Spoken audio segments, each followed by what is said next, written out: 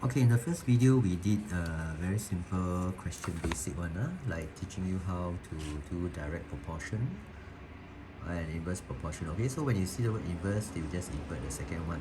Okay, you don't see the word inverse, then they are all at the numerator. Now, no matter what, the k is always at the numerator. Okay, now let's move on to so-called harder question, which many of you will have problem.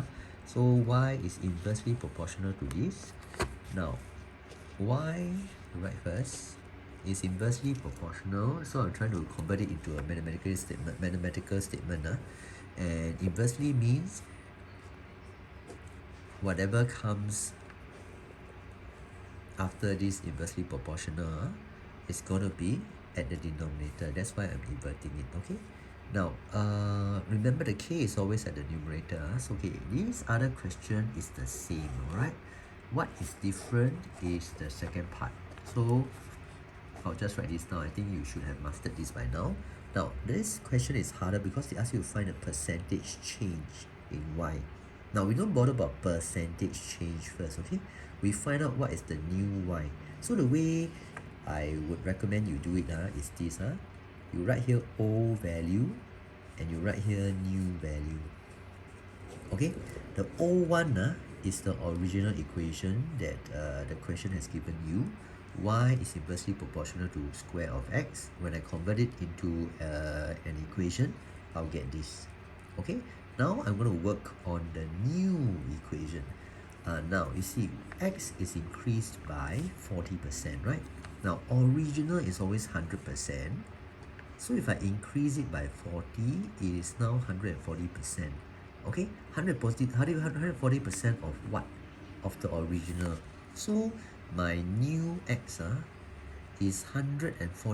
So it's 100% means divided by 100. So it's actually 140 over x of the old one.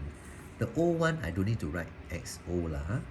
I don't need to write O here. I just write x, right? I know that it's the original or the old one. So you press calculator, right, you get this, which means that my new x, my x new is 1.4 times of the old one.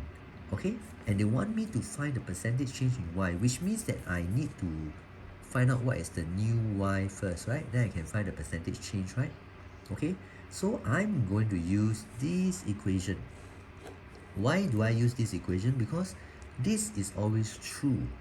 Okay, this is always true. It's just that now instead of y, right, the old y I have to write y new, and instead of the old x I have to write x new, and I would strongly recommend you put brackets, otherwise you will surely make mistake. And k, if you learn your Sec 2 work well, is a constant, so k is always at the numerator and it does not change whether it's the old equation or new equation. Alright, now after I've gotten this it's time for me to sub in this new one into here so that I know what is the new y. Okay, so I write here y new equals to k, and you see that's why these brackets are very important. Now brackets are very important in mathematics. Okay, now you would wonder, why would I want to change this x new to the 1.4x? Okay, I'll explain to you later. Okay, but what you need to do is understand that this k, right, means 1k lah. If I don't have a number here, it's not 0, it's actually 1.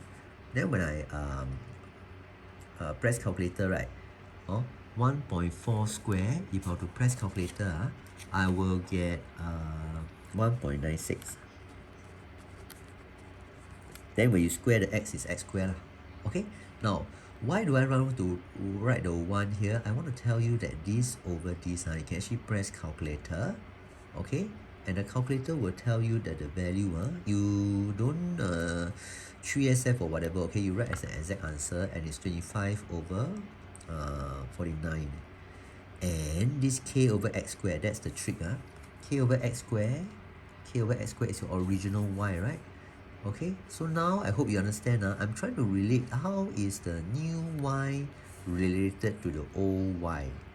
Okay, by swapping this k over x squared with y, I now know that my new y is actually 25 out of 49 of y. So can you see that the new y is less than 1y. 1y is actually 25 over 25y, right? Okay, correct, that's 1y, right? Correct, 25 divided by 25, not 25, 49. Okay, denominator, 49 over 49 is 1y, right? 1y, okay, so originally it's like that, right? Y. But now it has become less than 1. So there's been a reduction. So the percentage change, okay, if you follow me, is simply this value minus this. You can just press your calculator, 1 minus this, right? You will get 24 over 49. Okay, but this is a fraction. In order to get percentage, you must times 100%, and then you will get your answer. Okay, you can leave it as exact lah. Alright, so that's your answer already.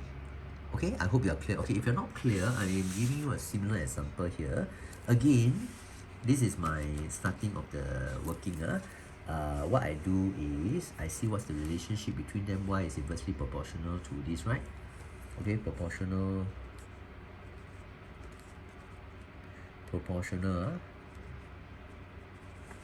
Okay, to this. So I write this relationship. Now this I would like all of you to write here. O value. Now the new value is what?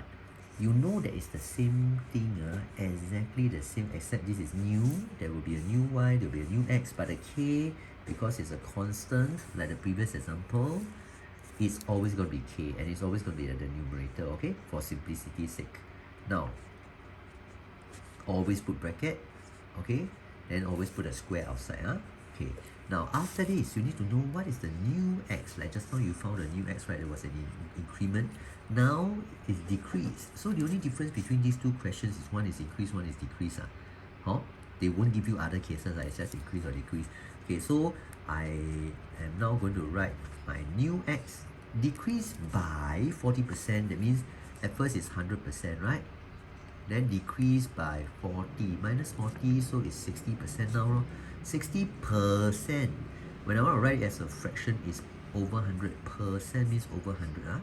Then times x, right? So it's 0.6x. Okay? So this value, which I'm going to box up here, don't let it interfere with my main working. I am going to sub this inside here. Why? Because I want to find out the relationship, how this y is related to this new y. Okay? And very importantly, the new x, you must put the square here. You don't put the square, you don't put the brackets, and then you square, right? You will surely make mistake, okay? You will end up with k over 0.6x squared, which is wrong. Alright, because you must square this and square this, because they are both inside the brackets. Okay, this whole thing sub in is inside the brackets. Okay, now press calculator. This will give you 0.36. X squared will give you x squared. Okay, now again, don't forget that when there's no number here, it's actually a 1. Alright, and you can use your calculator to your benefit. You press 1 over 0.36. Okay, you press using this function. Alright, very easy to use. Then you press equal. They will tell you that it is 1 over 0.36, right? Okay, 0.36. Okay, then you press equal.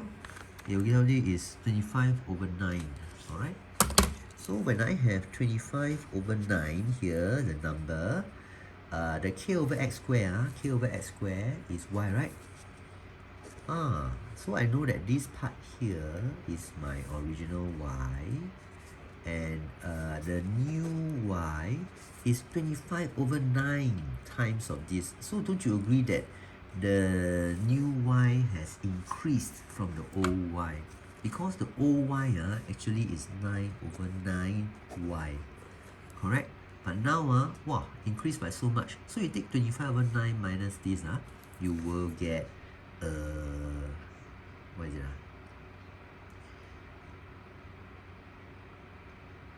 16. Sorry, 16 over 9, right? This one minus this one, correct? Okay, I'm just trying to get the number. I don't bother about the y. So it's increased by 60 over 9, but 16 over 9, 60 over 9 is a fraction. I want percentage. Percentage, right? So actually the increment is this. So you just multiply and then you can get the answer. Okay? Yeah, you can leave it as exact. Yeah. So you see here, just now from this 1y, it decreased. Okay, correct or not? Percentage actually is a decrease. Whereas down here is an increase. Okay, so I hope you understand.